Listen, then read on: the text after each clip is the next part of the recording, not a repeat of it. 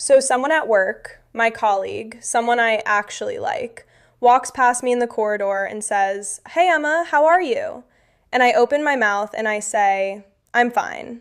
And she smiles and walks away. And I'm standing there thinking, I'm not fine. I'm actually exhausted. I had a terrible morning. I wanted to say something real. I wanted to connect. But "I'm fine" just came out automatically, like a reflex, like a door closing. And the worst part, it happens every single time. Someone asks how I am, and my brain just defaults. I'm fine. I'm fine. I'm fine. 3 words that say nothing, mean nothing, and leave you feeling like you just had a conversation with a wall, and the wall was you. And here's what I've realized. It's not that we don't have the words. It's that nobody ever taught us what to say instead. Welcome to SpeakUp English, your cozy little place to learn English through real, everyday conversations. I'm Emma, and today we are fixing one of the most common, most invisible problems English learners have. And honestly, that native speakers have too. By the end of this episode, you're going to know exactly why "I'm fine" is quietly killing your conversations. You'll have real, natural responses for every kind of mood. Good days, hard days, tired days, complicated days. You'll understand how small language choices completely change how people see you. And you'll feel so much more confident the next time someone asks how you are. This works for B1 learners, C1 learners, everyone in between. And later, I'm going to share a simple method our listeners keep telling us changed how they respond in everyday English. Stay with me. Okay, let's start with something that might surprise you. "I'm fine" is not bad English. It's grammatically perfect, it's completely correct. And that's exactly why it's such a trap. Because when we learn a language, we learn to reach for the thing that's safe, the thing that works, the thing nobody will laugh at or correct. And "I'm fine" is the safest answer in the English language. It's like a gray wall, perfectly acceptable, completely invisible. And if you're listening right now thinking, "Yes, but at least I'm speaking, at least I'm communicating," I hear you. That is not nothing. But here's what I want you to consider. If you always reach for the safest answer, you never actually get to say what you mean. And not saying what you mean is its own kind of loneliness. Let me tell you about a moment that changed how I thought about this. I was doing a language exchange, where you meet someone to practice each other's languages. We were in a little cafe, a Tuesday afternoon, gray weather outside. And she asked me, in English, "How are you doing today?" And I said, "Fine, thanks," automatically, without thinking. And she looked at me and said very gently, "Just fine?" And something about the way she said it, "just fine," made me stop. Because I wasn't just fine. I was actually really happy that day. Something good had happened, and I had just flattened it, handed her a gray wall when I had something colorful to give. And that's when it clicked for me. The problem isn't that learners don't feel things. It's that they haven't been given the language to express what they actually feel. That feeling has a word, by the way: inarticulate. To feel inarticulate means to feel like you can't find the words for what's inside you. She felt inarticulate when they asked her to explain. And almost every English learner I've ever talked to knows this feeling intimately. You have the emotion, you just don't have the English for it yet. So here's the metaphor that helps me explain what "I'm fine" is actually doing to your conversations. Imagine you're painting, and you have a full set of paints, every color, every shade. But every time someone asks you to paint something, you reach for the same small gray tube. Not because it's the best color, but because it's the one you know won't make a mess.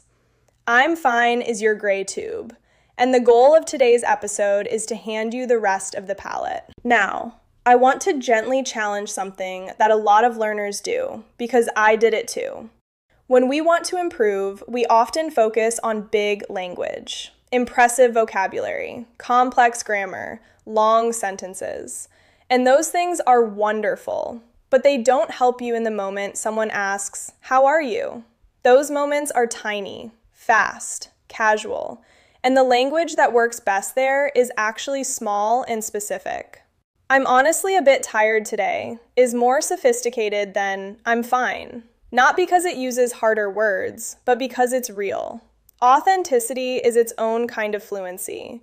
And if you're listening right now thinking, okay, but what if I say something and it comes out wrong, or awkward, or too honest?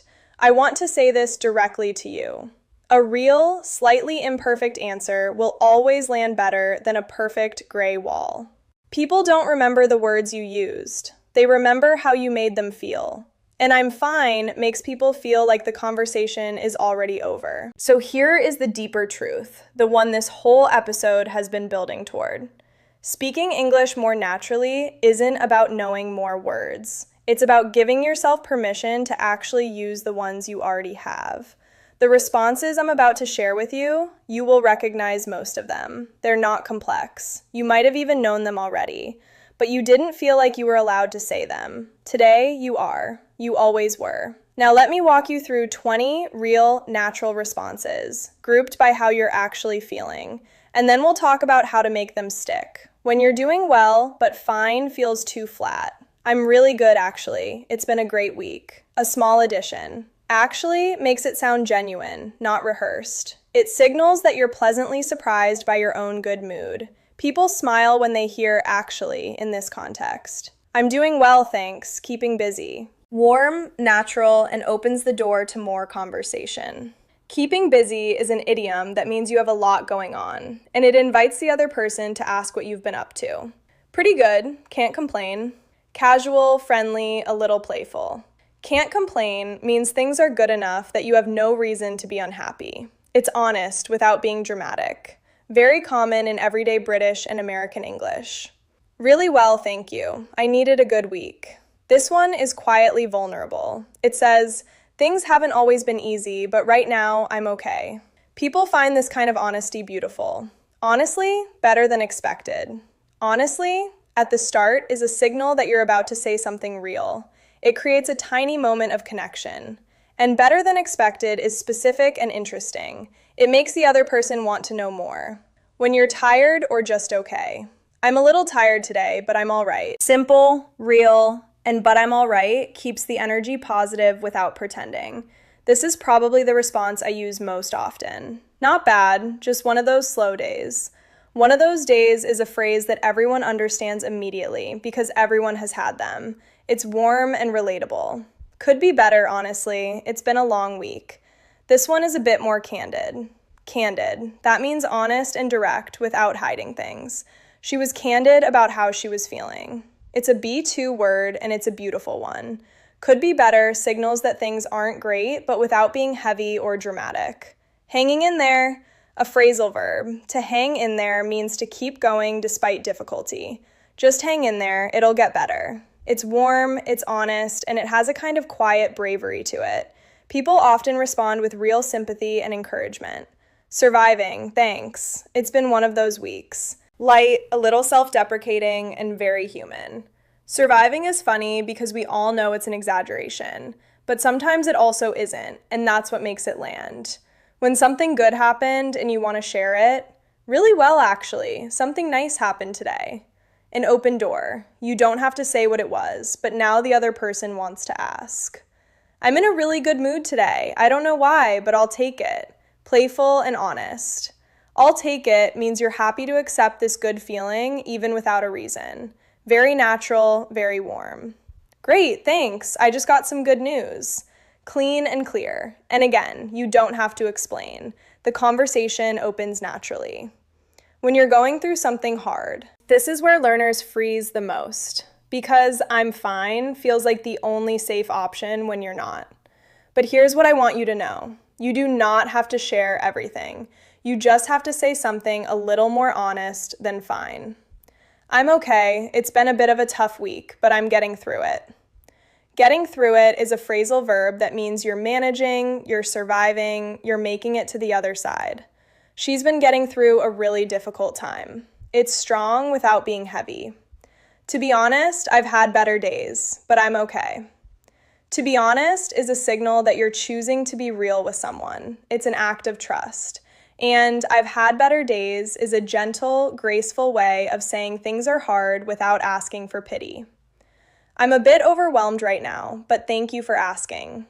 Overwhelmed. And this word is worth pausing on. Means having too much to deal with at once, emotionally or practically.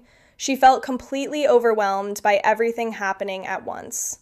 It's honest, it's dignified, and thank you for asking is warm without being heavy.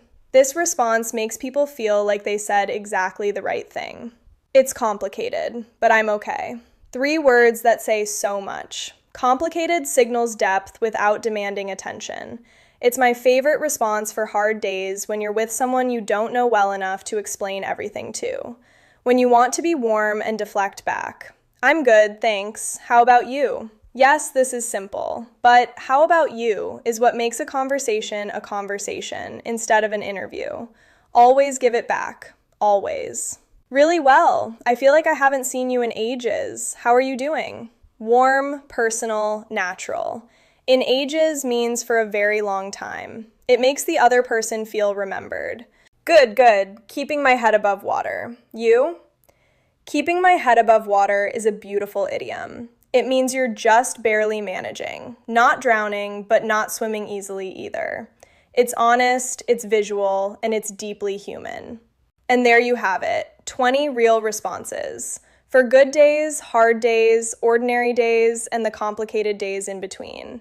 None of them are difficult, all of them are real, and every single one of them will make the person in front of you feel like the conversation actually started. Section 4, the named method, the real method. Okay, so here is something you can actually use starting today.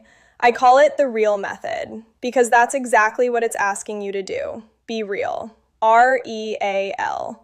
4 steps. Let's go through them. R is for recognize your actual feeling.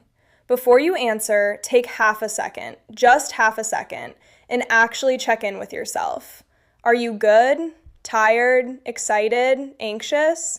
You don't have to share everything, but knowing what you actually feel means you can choose a response that's true, not automatic. This one step breaks the I'm fine reflex almost immediately. E is for expand by one detail. You don't need a monologue, you just need one more thing. I'm good, it's been a busy week. I'm tired, but I had a really nice morning. One small addition. That's the difference between a gray wall and a window. A is for ask it back. This is the step that surprises people because it feels almost too simple. Just ask how they are. How about you? And you? 2 words. But this is what turns a reply into a conversation. It's also what makes you seem warm, interested, and emotionally intelligent, which you are. L is let it land. This is the unexpected one. After you respond, don't immediately analyze it. Don't think, was that too much? Was that weird? Did I say it right? Just let it land. Trust that a real answer, even an imperfect one, is always better received than a perfect non-answer. Real lands every time. R-E-A-L. Recognize, expand, ask back, let it land. And when you try this, even once, even in a tiny 2-sentence exchange at the coffee shop, come back and tell us what happened. We genuinely want to know. Let's go back through some of the words and phrases from today, the ones I really want you to keep. We talked so much about that automatic, stuck feeling, so let's start with freeze. To freeze doesn't mean to be cold. It means your brain or body suddenly stops in a moment of pressure or anxiety. I completely froze when they asked me to introduce myself. She froze and couldn't remember a single thing she'd prepared. It's different from being nervous. Nervous and still speaking is normal. Freezing means the signal just cuts out entirely. It's a shutdown, not a slowdown. Freeze. Say it with me, freeze. And right next to that, hesitate. A little softer, a little smaller. To hesitate means to pause briefly because you're unsure or a little nervous. She hesitated before answering. I always hesitate when someone asks my opinion. A small hesitation is human and normal. Chronic hesitation, hesitating before every single sentence, is where the freeze begins. Hesitate. Hesitate. Now, inarticulate. I love this word. To feel inarticulate means to feel like you can't find words for what's inside you. Not because you're unintelligent, but because the language isn't there yet. He felt completely inarticulate when they asked how he was doing. This is so specific to language learning. You have the emotion, you don't have the English. That's inarticulate. It's the opposite of articulate, which means expressing yourself clearly and well. Inarticulate. Inarticulate. Speaking of which, candid. To be candid means to be honest and direct, without hiding or softening things.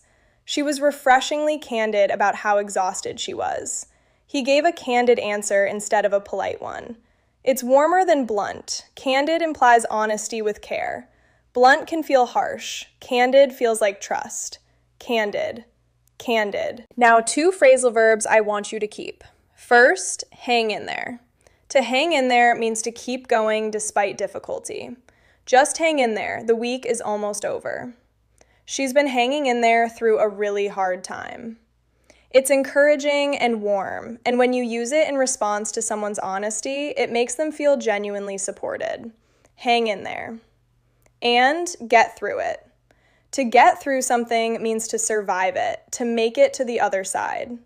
She's getting through a really tough period. We'll get through this together. It implies movement. You're not stuck. You're moving forward, even if slowly. That's an important distinction. Get through it. And finally, overwhelmed. To feel overwhelmed means you have more coming at you than you can comfortably handle, emotionally, mentally, practically. I feel completely overwhelmed right now. She looked overwhelmed but was trying to hold it together.